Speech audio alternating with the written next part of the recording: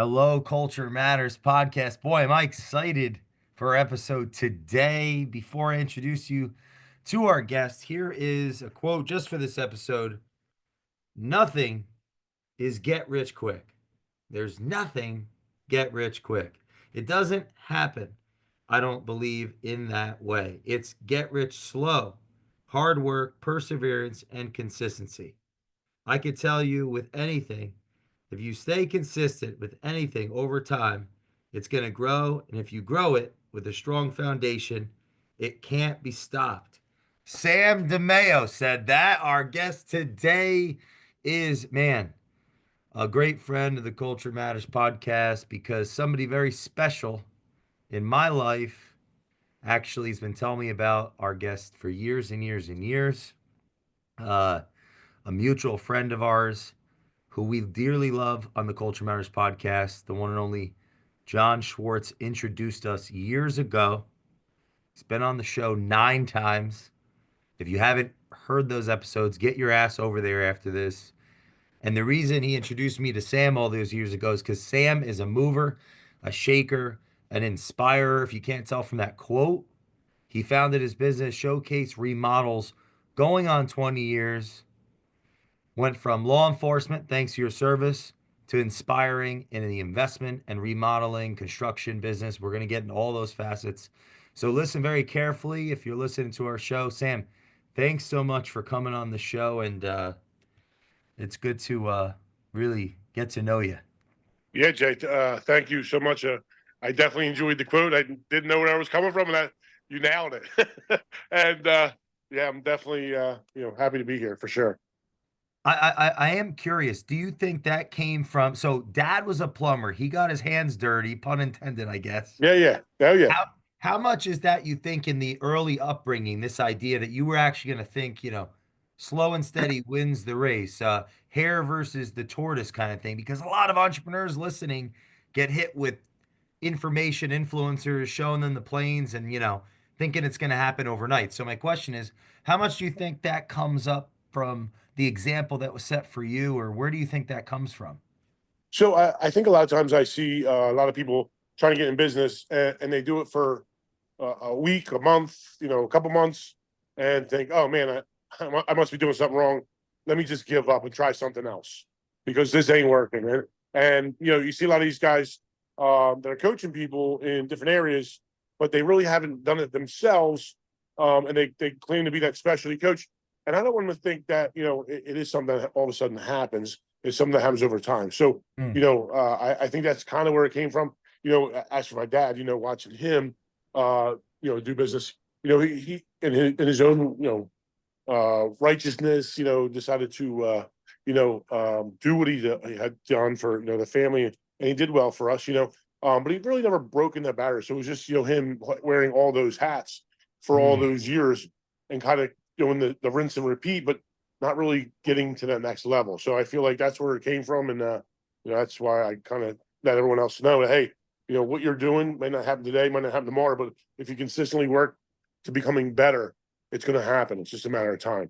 When you were real young, did you want to be an entrepreneur, or were you thinking about going in a different direction? So that's funny too. So my dad used to tell me, when I was a kid, I used to watch the show Lifestyles of the Rich and Famous over and over and over. That was like my favorite show growing up. We're normal kids. Maybe they're watching He-Man or Spider-Man, some other things. I was watching Lifestyles of Rich and Famous. Wow.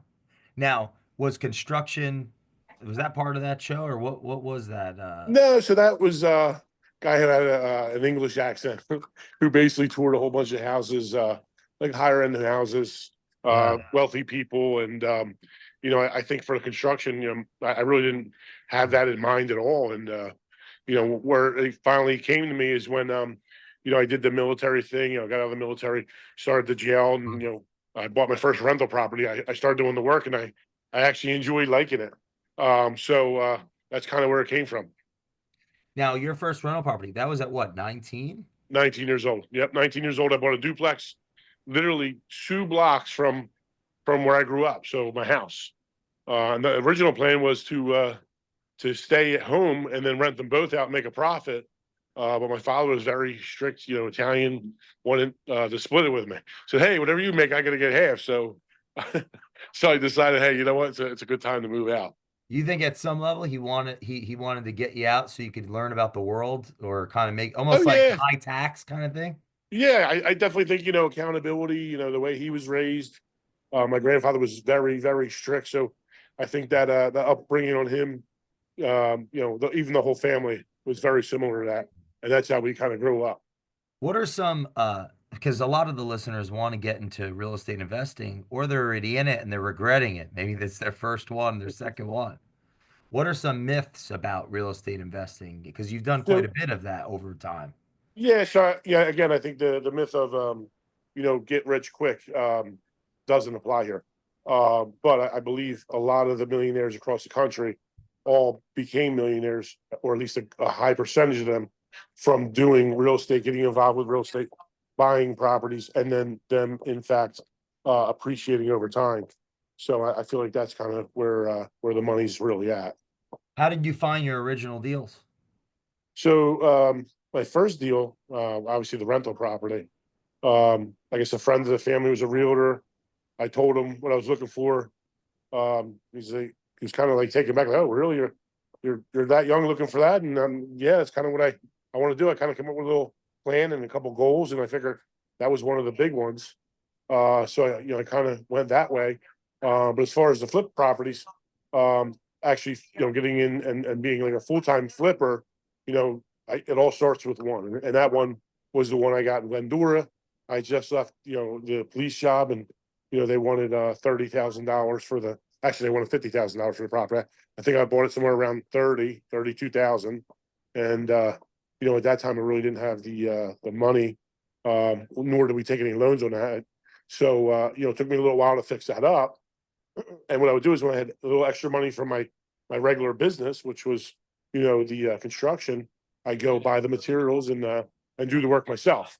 Really? So it took me yeah. So it took me a lot longer, than it normally would, but it was going to sweat equity in the house. What type of hours were you working then? So, well, even today, I still think I work 6 or 7 days a week. Um, even Good. when I'm off work or I'm away, I'm still trying to figure out a way to better, make money or try and still put deals together. Deals, still come to me. But that being said, that was like the weekends. I was doing that on the weekends, fixing that house up on the weekends. So 6 months of weekends, pretty much got that house done and sold it for a little over 120,000, and then I had money. Well, like look at us. We're recording this at you're in Texas, right? Or Austin, so it's 4:39 on a Saturday. It's 5:39 on a Saturday over here in Naples. It's the weekend. A lot of people are just, checking out, but you're still doing this. You think Absolutely. it's innate, or can some of these entrepreneurs learn work ethic if their goals are, here, their work ethics here? Right. Can they learn So it, or is it innate? What are your thoughts on that? you know, I really I find that anyone could do anything as long as they put their mind to it. So I feel like it's a mindset set shift. And then starting small, but finding those goals and working hard toward those goals. I feel like the more and more you put toward it every single day, what I do now, if I tried to do it a year ago, absolutely not. I would be doing what I could do like 20, 15, 20 years ago. It was way less than that. But again, I feel like the more and more you put the time and energy into it and plan everything out, everything comes together at a Hmm. certain point, and then that's when you just continue to try and strive to be better. Was now did it take to get the first 10 properties versus like the last 10 investments? Great question. Okay, so it's almost like compounding interest. I'll call it compounding rental properties, right? So at a certain point, what I would do back then was I would flip two houses, take the profit from that, and I would buy a house cash. And then I would flip another two, buy a house cash. Now we were doing them at a rate of, you know, one house I was buying a week, and it would be no mortgages. It would be all my cash. So I'd basically buy the house, I'd fix it up. It'd take me about 4 weeks, 4 or 6 weeks, and then from there, obviously sell it. And once you get in a reputation of that, I did a total of 72 properties with the mutual friend of ours, John, in one year. Um, Holy cow. oh yeah, and there was a lot of flipping and a lot of keeping. So flipping counts as two. So I bought it, I sold it. That counts as two, right? Or if I bought it and kept it, that's one. But we did 72 in a year. It was one of our better years. I believe he did over 308 or 307 deals that year. He was number one in the world for Remax. So I was very happy for him there. Wow. But again, I feel like once you had that, and then the rental properties, income coming in, it wasn't hard to, when you have 20 properties or 30 properties, to have enough money in 2 months to buy another property. So Mm. every 2 months, you could actually buy another rental property if you wanted to, and or reinvest it into whatever else you're doing, the flipping properties or the construction company. Now, these two businesses, you have remodeling company and flipping business going simultaneously, essentially. Yes. Yeah. So originally I started, I really liked them. Like, cool, you know what? We're usually slow in December because no one really wants us in their home for the holidays. So I'm like, yeah, let me buy a rental in December, and at least December and January, we had work for the guys. But it came to a time that it almost became full time where we're buying the properties all the time, and I had to cruise for the rent, the flips, which also came in handy. If we had an issue at one of the rental properties, we had a repair guy, full time repair guy, and then when he was slow, we could put him right into the flips. And then in addition to that, when we sold jobs, we were able to pull them from the flips, and maybe the flip will take another couple days longer. But guess what? Now we're making income from the construction company. And so over time, those two businesses, were they synergistic? Like they worked together well in the beginning, or did that compound over time too and just become more and more of a Yeah. smart strategy? I'm curious. So I was pretty good at moving those pieces around, and those pieces would have been the manpower around where I needed them when I needed them, and the guys I had were great. I mean, they were definitely why I'm where I'm at today. They stuck by me no matter what, and if I need them to work weekends, they work weekends. Nights, we work nights. A 12-hour day, 13-hour day, it was kind of normal for us in the Wow. beginning, Well, working. so the showcase remodels, when I was looking at the reviews and really what your focus is on around service and quality, was that what were you thinking about that in the beginning when you came up with the title of the name of the company? Because showcase, I think something's on display. Like was Right. quality and service a big part of what was driving you, or did that come later from learning and so on? Yeah, so I think I was a big fan, early adopter of doing the designs and trying to learn everything myself. And I didn't want to just be a person that said, "Here, put this floor here." I kind of loved being involved with the process of helping the customer select certain colors with certain palettes, and I kind of became really good at once I knew a customer liked certain colors, I was dead on pretty much zeroing in on a few samples for them.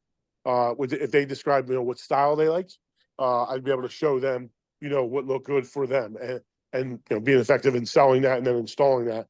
So design was definitely one of the things I like to do. Where did you start first? Kitchens?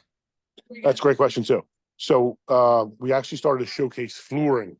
Oh, really? Yeah, it was originally showcase flooring. I started a little flooring store. So we had carpet, hardwood, tile, and I knew how to install tile, and eventually I knew how to install carpet. And I had two full-time carpet installers every day, so we did mostly carpet. It's funny now because we do the least amount of carpet out of anything now. And I would go out and I had a little minivan. I load the samples up, and I had good, better, best, and nylon and polyester and Berber, and then the tiles. I came up with my own creation. I called it the Showcase bathroom. This was 20 years ago, 15. For about 5 years, I had the Showcase bathroom. I probably did it in everybody's bathroom. It was a great price. It looked great, and I sold the same thing to pretty much everybody for 4 or 5 years. So, tile, carpet, and then bathrooms. Good, better, Yep. best. Yes.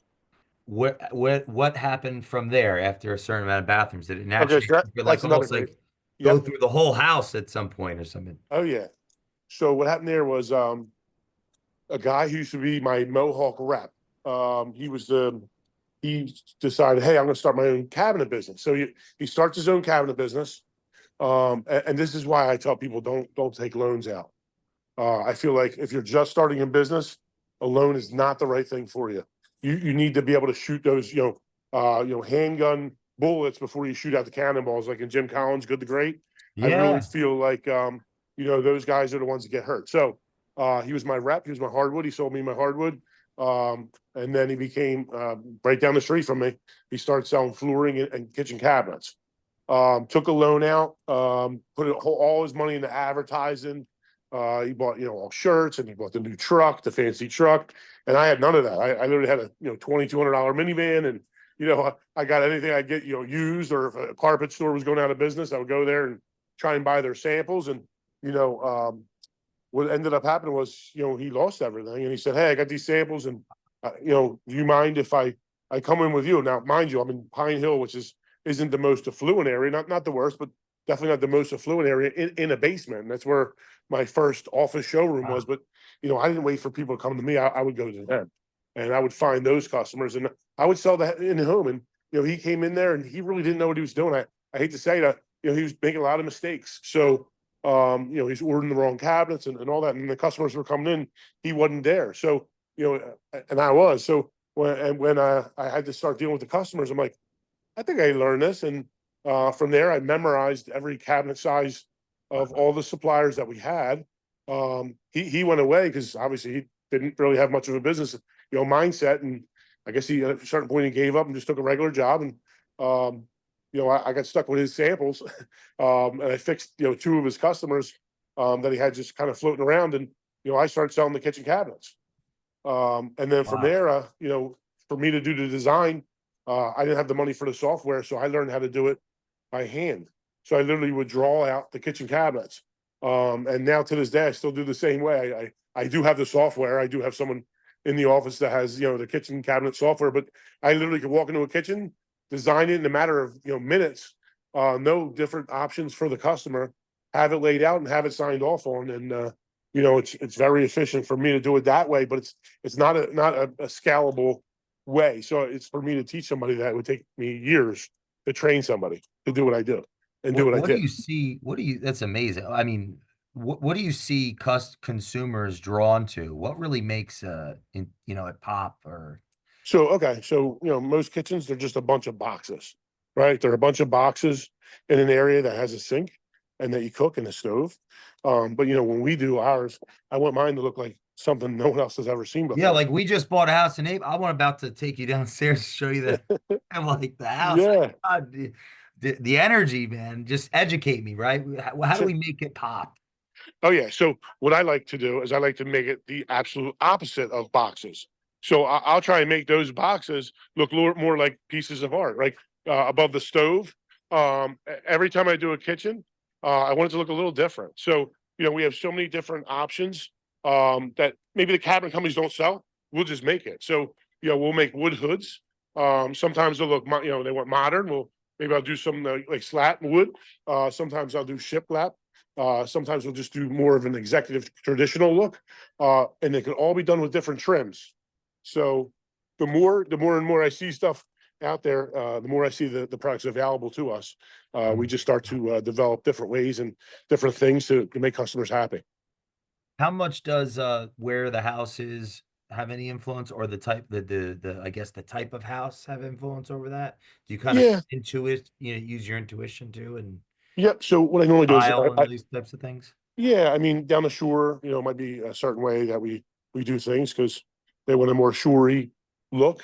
Sometimes they want a more modern shorey look, versus locally it might be just some of the earth tone colors, or the whites and grays. And we do the whites and grays, we kind of can do more modern looking trim, more of the cove trim instead of the more of the accent and traditional type of trim. I would think that as we gain success, kind of making our house represent our passion or represent it's almost like another level of ownership or Absolutely. It's almost like an extension of you. Your yeah. house, like my house, I'm a little different, but I literally I love Miami. I love when I went to Versace mansion. I love that look. I literally took that look Wow. redrew it and put it in my backyard. So by my pool, I got the Versace mansion wall, like not as big, it's still 18 foot wide. Uh, but I kind of took that look and put it into my house. Mm. In a podcast I was listening to in preparation, mentioned that the property management for all the investments, you keep it in house. Is that correct? What have you learned from doing that? What have been some of the pros of doing that? Okay, so pros and cons. So pros is obviously you save a little bit of money, but you also have someone that could double as a licensed realtor, if you wanted to. Also can, because it's not that, when they're dealing with that, there's not that many issues that come up. Or when they do, we have them in a CRM where they're easily, transferred over right next door to the construction company where it gets put on a list to get completed. And in addition to that, I believe that you'll be able to use that same person with the construction business as a project manager assistant in between doing, the main job. So it's almost like a multitasking for somebody, as well as saving the money. What about cons?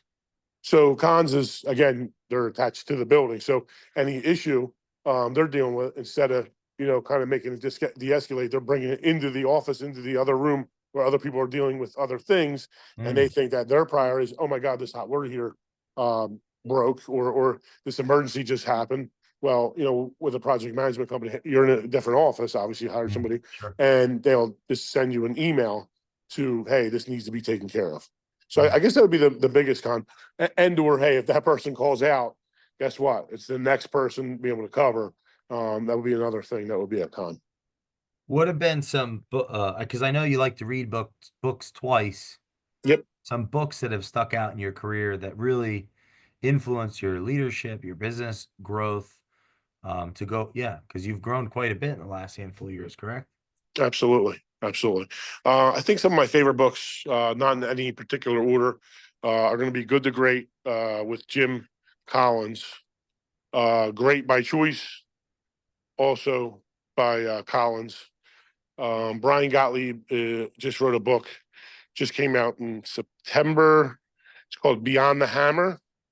That book is pretty much different from any other book that I've ever read. Um, I guess one of the reasons is I definitely respect him as a person, in addition to a great business leader. Hmm. I believe his is more of, a lot of people go through like burnout in what they do, and or in this case, there's like it's just like a story of someone taking over the father's business. Not the case here, but with me. But it's kind of different steps that almost anyone can relate to if they own a business, Yeah. and how you build a culture in business. And that's what he's really really good at. He's good at building culture in businesses. What have you seen work as it relates to culture? So a relationship between culture now for my business. Yeah, yeah. Okay. So what I've done personally is in August, I moved somebody up to COO position, who pretty much runs the company, and started to move my job. My main focus is to provide culture empowerment to our anyone from our crew members that are in our customers' homes every day. Those are our frontline guys, and we got to have our ear to the ground to know what's going on all the way up the chain. And I feel like that's been something that's been great for what we've done. Where do you want to take it? You're taking it public? I don't think I'll take it that far, but I do want to take it to a point where, hey, everyone loves being there. We're doing like I have like the bathroom division. My goal within 3 years is to do 100 bathrooms in a month. Wow. And the Showcase Remodels is we're doing it's called Triannual. It's a program that pretty much provides training online through a CRM. There's like an onboarding that they have. It's really good. It's got a lot of AI stuff that you can put into it, videos you can put into it. Because listen, anyone can hand anybody an SOP book, standard operating procedures book, and or a book on how to do things. But if it's interactive, I feel like people will get more into it, and I feel like they'll get more out of it as far as what they're doing. And and again, reading that book from Brian Gottlieb, I came up with my a brand new mission statement because I try and Wow. memorize, everything. I want the company employees to be able to memorize, the mission statement, because I feel that mission and vision is so important in company growth. Even though people don't understand that at first, eventually they'll understand that it's so important in Why? growth. Why? Because again, if everyone can see, what that end goal is, and what they're working toward and why they're working toward it, and what also it's going to do for them, not just in business, but personal life. I feel like it means a lot more. And what I did come up with in that is called our mission statement is get it, give it, which is you get it like you understand it, and whether it be personal or business, you get it like you understand it, and then you give it to somebody else. But it Mm. also be, hey, you get it, you make a lot of money, you give it to somebody else. Yeah, you meaning you help other people. I mean, it's good to help other people because again, success isn't just hey getting to the top. Success is watching other people, become successful. So I Mm. feel like for me, get it, give it, that embraces that, and then that pretty much lets people know that hey, you don't have to be the guy, number one guy. Yeah, it's good to be the number one guy, and you want to be able to go at it with that. Competition is great, but I feel like if you take what you're doing and basically set it up to help other people, what comes back to you, maybe not monetarily wise, but just that feeling that you'll get for doing that is it's really priceless. You're like an unbelievable networker. What networking tips, marketing, people marketing do you have for our listeners? So I guess people marketing. I mean, I'm a people person. Um, I don't know that I really I don't know how I developed that skill. I just maybe I'm Italian and I like to talk. I guess we like to talk, and I can talk about just about anything. And I really love people. I don't care, who you are, what stage in your life you're at. I just like people, and I like good people. So, and I like finding those good people. And when you put yourself around good people, great things happen. And I really feel that's true because, the people that God has put around me has been life changing. So I really Mm. can't say much more than other than life changing. Ah, that makes me think of our friend. What would you say is like a value, like an attribute that made John so great as a advisor in real estate? So, I mean, number one thing with John, he's kind of old school, is loyalty. So the guy was unbelievably loyal. He was unbelievable. So I don't think there's like another person out there that was as loyal as him, especially as realtors. I mean, so many realtors, it's unfortunate when I see them do to other people. It's sad. It's really sad. I know with John, you know what you got. He doesn't really sugarcoat anything. It is what it is, and that's that. So I think loyalty would be the number one thing I could tell you about John.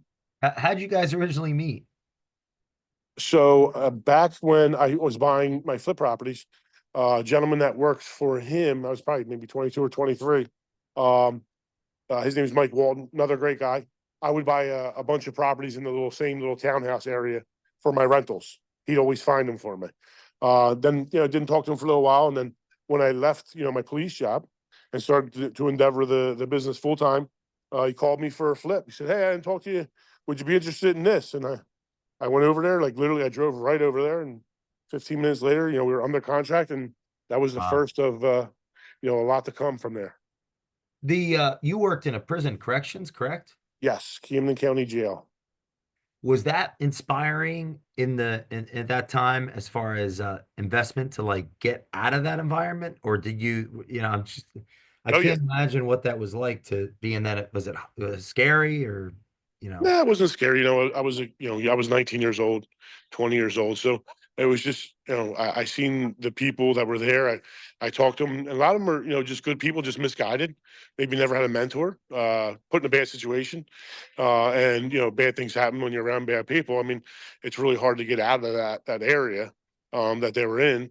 That's what I saw. A lot of people, they would get out and literally within a week, they'd be right back in again. So, it was sad to see stuff like that, but also taught me a lot of lessons. So, one of which was, when I seen the guys that worked there when they were getting to the end where they're getting closer to retirement, you would think they would be really happy. They just didn't look happy. They looked, kind of like just a very stale look. And the way I saw them, I'm like, there's no way I'm staying here for that. That's not what I'm about. I mean, Yeah, you get a retirement, but it's not really much of a life living in there because you're basically there with them the whole time. What do you say to the person, someone in the trades right now that feels stuck? So definitely reach out to somebody to be a mentor. There's so many different people out there that can mentor you in business. There's so many books and YouTube things for free. Also, you can just go on there and whatever you're stuck on, you get stuck out of it. And how you get stuck out of it is just work toward whatever your goal is, and whatever you need to get to that goal, you back out and you literally just start researching that and start focusing on that every single day until you get over that hump, and you will get over that hump. I work with my better half. You have in your career, a lot of our listeners do too. They work with their spouse. How has that relationship and that, you know, influenced the success of these companies? So I can tell you, where I'm weak, she's strong, and vice versa. So a lot of the paperwork things that she gets done in the office, I wouldn't be able to do. A lot of the long term focus things on that need to be done, payroll, accounting, all that fun stuff. Yeah. She handles all that, so I don't have to. As well as on the home front, she does so much at the home, which frees me up and gives me the opportunity and the availability to get done everything business wise that we need done. Yeah, no, that's just so funny to me because it's like I resonate with that so deeply. Jenna manages all the accounts, and she's always, "How do you know what's in there?" I don't know. I just know, but I'm not going to do it. I don't know if Oh you're yeah. similar to that or Oh yeah, yeah. We yeah. have a meeting. We have an L10 meeting, level 10 meeting through EOS, which is the entrepreneurial operating system. We have that every Tuesday, 10 o'clock, 10 to 11:30. But that kind of, we go over all of our numbers, we go over all our sales, we go over any issues we have, and we start to solve them as a team. And then that's an hour and a half of that. And then once it's done, it's done. Whatever we get done, we try and do the most important things first and work Mm. our way to the least important. We don't get through it, it's okay. It's a time meeting, and it's done. How has that gathering helped the company over time? That has helped tremendously in the fact that we're able to be accountable for different things. Mm, wow. What are you most excited about for 2025? 2025 is basically having my training program done, Oh yeah. having all my culture built in, little events I want to do with the team and get everybody involved.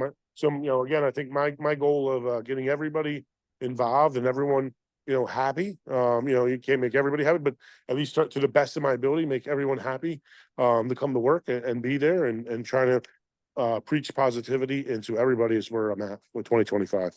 Do you have a word for 2025? 2025 word would be, it's going to go back to my get it and give it. It's going to be my get it and give it. So Mm, it'd be multiple words, but I think that's where love it. I'm at. What about the podcast? You have a podcast now. We People can do, listen we to. do. We have the Relentless podcast. We just put out our first two, even though we probably have about 10 episodes done. We just started putting out every week. This Tuesday will be the next one that goes out.